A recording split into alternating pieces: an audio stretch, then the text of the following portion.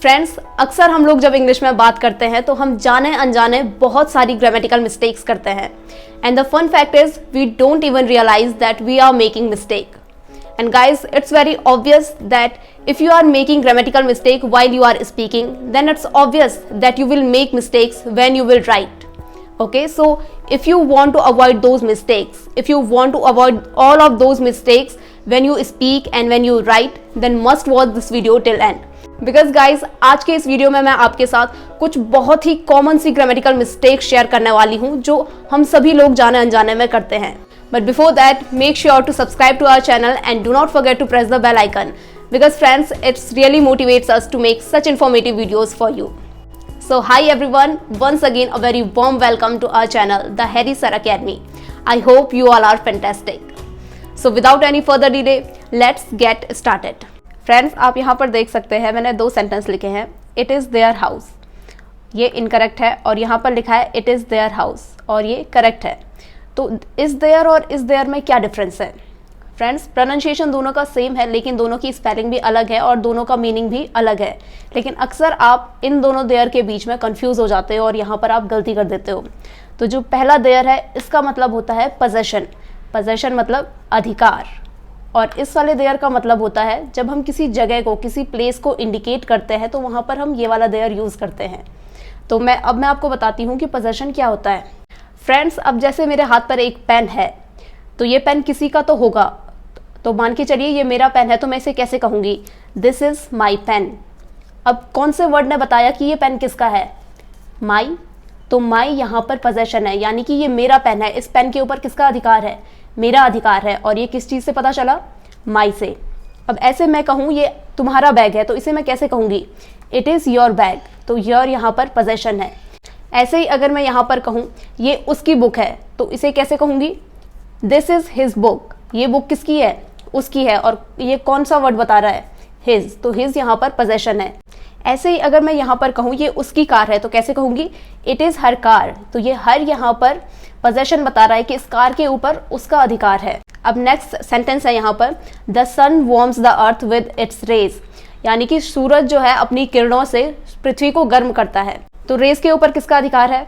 सूरज का. और ये कौन बता रहा है? इट्स. तो ये इट्स यहाँ पर पोजेशन है. वैसे ही गाइज यहाँ पर देयर भी पोजेशन होता है. तो जैसे यहाँ पर पहला सेंटेंस लिखा है इट इज़ देयर हाउस, ये उनका घर है. तो अब आप मुझे यहाँ पर ये बताइए, मैं यहाँ पर प्लेस को इंडिकेट कर रही हूँ या फिर अधिकार बता रही हूँ? मैं यहाँ पर अधिकार बता रही हूँ कि इस घर के ऊपर उनका अधिकार है. तो यहाँ पर देयर ना आकर के यहाँ पर आएगा देयर. तो गाइज अब जैसा अगर मैं यहाँ पर कहूँ ये उनकी शॉप है, यानी कि इस शॉप के ऊपर उनका अधिकार है. तो आप मुझे बताइए यहाँ पर कौन सा देयर यूज़ होगा? THERE वाला या फिर THEIR?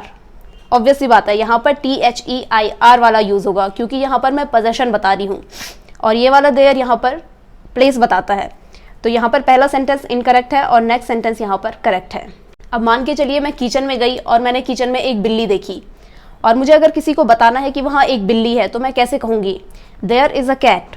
तो अब आप मुझे ये बताइए यहाँ पर कौन सा देयर यूज़ होगा? THERE वाला या फिर THEIR? अब आप ध्यान से देखिए यहाँ पर मैं प्लेस बता रही हूँ कि उस जगह पर बिल्ली है. तो यहाँ पर मैं THEIR वाला यूज़ ना करके THERE वाला देयर यूज़ करूँगी. तो करेक्ट सेंटेंस होगा हमारा देयर इज़ अ कैट. अब फ्रेंड्स, अगर मुझे यहाँ पर बताना होगा कि मेरी कार वहाँ है तो मैं इसे कैसे कहूँगी? My car is there. तो मैं यहाँ पर प्लेस बता रही हूँ कि उस जगह पर मेरी कार है, मैं उस जगह को यहाँ पर इंडिकेट कर रही हूँ. तो यहाँ पर THERE वाला देयर यूज़ होगा ना कि THEIR. आई होप अब आपको समझ में आ गया है कि हमने कहाँ पर THERE वाला देयर यूज़ करना है और कहाँ पर हमने THEIR वाला देयर यूज़ करना है.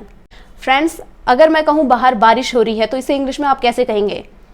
It's raining outside. लेकिन यहाँ पर आप इट्स और इट्स इन दोनों के बीच में अक्सर कंफ्यूज हो जाते हैं. अब इस वाले इट्स का मतलब होता है पोजेशन या तो अधिकार और इस वाले इट्स का मतलब होता है इट इज़. ये इट इज़ का कॉन्ट्रैक्शन है यहाँ पर. तो जैसे मैं बात करूँगी बाहर बारिश हो रही है और अगर मैं इसे इस तरीके से लिख दूँ इट्स रेनिंग आउटसाइड तो ये सेंटेंस बिल्कुल गलत हो जाएगा क्योंकि यहाँ पर मैं पोजेशन की बात नहीं कर रही हूँ और ये इट्स यहाँ पर पोजेशन बता रहा है. लेकिन अगर मैं इस सेंटेंस को इस तरीके से लिखूँ इट्स रेनिंग आउटसाइड तो ये बिल्कुल करेक्ट होगा.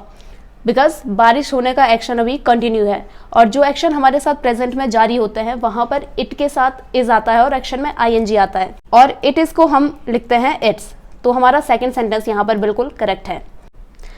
अब अगर मेरे पास एक फ़ोन है और मैं ये कहूँ कि ये आपका फ़ोन है तो मैं इसे कैसे कहूँगी? It's your phone. लेकिन अगर मैं यहाँ पर ये वाला इट्स यूज़ करूँगी तो ये यहाँ पर गलत हो जाएगा बिकॉज ये इट्स पोजेशन बता रहा है और ये योर भी पोजेशन बता रहा है। इस फ़ोन के ऊपर अधिकार किसका है? यू का। और यू का पोजेशन क्या होता है? योर। तो यहाँ पर ये भी पोजेशन हो गया, ये भी पोजेशन हो गया और ये सेंटेंस हो गया गलत। लेकिन अगर मैं इसे इस तरीके से लिखूँ इट्स योर फ़ोन तो ये बिल्कुल करेक्ट है। और मैं इसे इस तरीके से भी लिख सकती हूँ it is your phone. I hope guys आपको इतना समझ में आ गया है।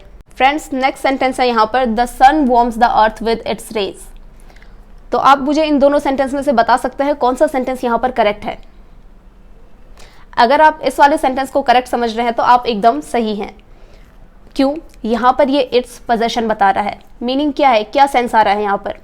सूरज अपनी किरणों से पृथ्वी को गर्म करता है। तो किरणों के ऊपर किसका अधिकार है, किसका पोजेशन है? सूरज का। और अगर हमें यहाँ पर पोजेशन बताना होगा तो क्या यूज होगा? इट्स, ना कि ये वाला इट्स। तो यहाँ पर ये वाला हमारा इनकरेक्ट हो जाएगा और ये यहाँ पर करेक्ट हो जाएगा। फ्रेंड्स, अब बढ़ जाते हैं नेक्स्ट ग्रामेटिकल मिस्टेक की तरफ।